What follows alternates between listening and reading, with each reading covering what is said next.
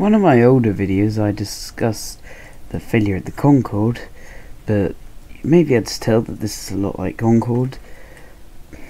But if I pan around like this, you may notice something a bit wrong with the wings. The engines, you probably won't be able to tell that.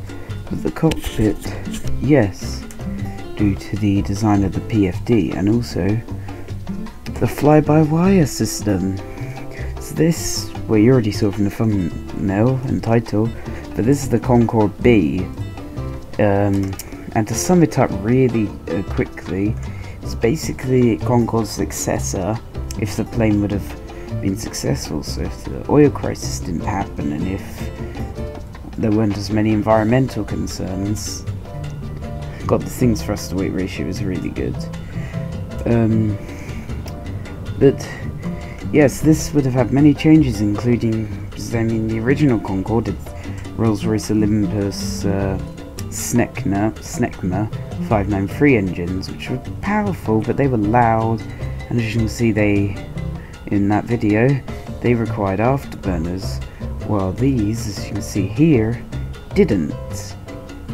And also, another advantage, well, these were the Rolls-Royce 600, Olympus 600 engines.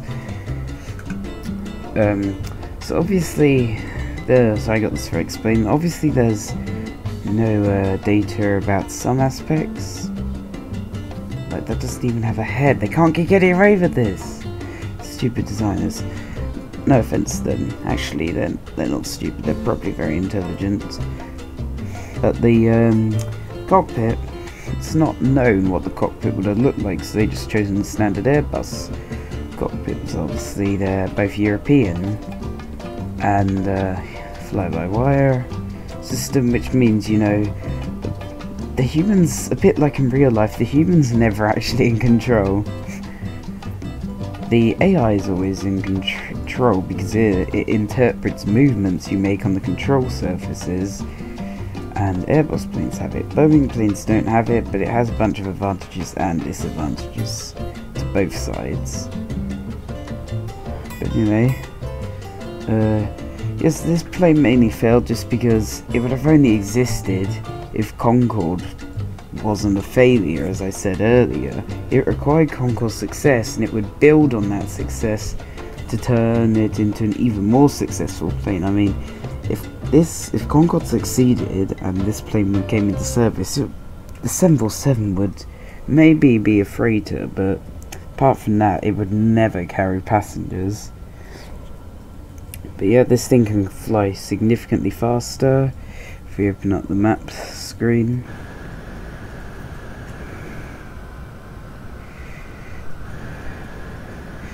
also it can't fly that fast at this low of an altitude, but hey, it can up at 43,000 feet. Now you may notice this does have a droop snoot, but it's not quite as, well, let me just completely lower it. As you can see, it's not quite as much of a droop snoot as the Concorde's. Oh, let me do it for you, droop snoot. But you know, it's still up there, and it's still cool design. Does it? No, it doesn't stop there. Good. Anyway, we just don't look behind, apparently. Yes, that's the main reason for this plane's failure. But yeah, as I said, the wings, they were larger, and it also, if I turn on the speed brakes, it does actually have, well, speed brakes here, and I believe it does have slats as well, or at least flaps. So it had proper control surfaces other than just air. Jesus Christ. Sorry about that. Just other than just ailerons. But could have been success if the things didn't occur to Concorde, as I previously mentioned in one of my videos, and also just earlier in this one, especially after the crash in 2000. But I think this thing really Oh, is this RAF base? Yeah, so this thing could have been successful, as I said though, if obviously if the Concorde had never been a failure, and I'd say if the 747's development wasn't in such an extreme area, because it would have meant there wouldn't have really been a plane to fill the market as well.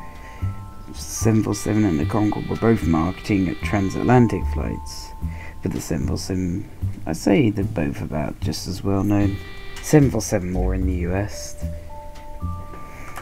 for obvious reasons, than the Concorde, and Concorde more in like the UK and France, except for me, for obvious reasons as well. But yeah, let's try and land this thing here. It has proper brakes as well. The rudder works a lot better. That didn't make sense.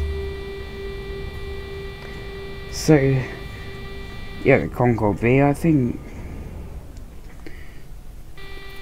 it just kind of was basically the design. It kind of really does show how confident the Concorde's designers were during the early stages of its during the late stages actually of its development, just when all the airlines still had orders. They were literally developed a second version, and it's a shame that the Concorde was a complete failure, because I would have loved to see this thing go into the skies as well, serving alongside the Concorde for the Singapore Airlines livery here. But yeah, as we've crashed this plane, I haven't reminded you yet, you need to subscribe. Yeah, please consider subscribing and drop a like down below if you've enjoyed. Yeah, and as always, good night.